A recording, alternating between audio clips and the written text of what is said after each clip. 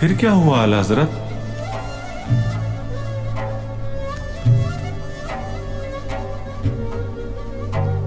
اس کے بعد ان پر قرآن کی آیت نازل ہوئی، اے پیغمبر، ہم نے تمہیں رحمت بنایا تمام جہانوں کے لیے۔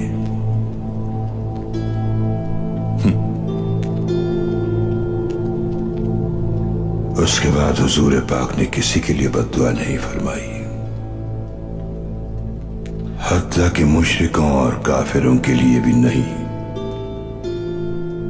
ہمیں بھی چاہیے کہ مسلمان کو بد دعا نہ دیں، چاہے وہ کتنا ہی ظالم کیوں نہ ہو۔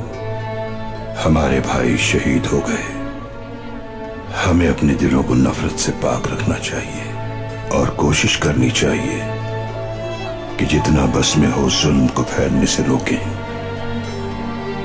اور ظالم کے نقش قدم پر چلنے سے گریز کریں۔ شیطان کو کسی بھی صورت اپنے دل میں جگہ نہ دیں۔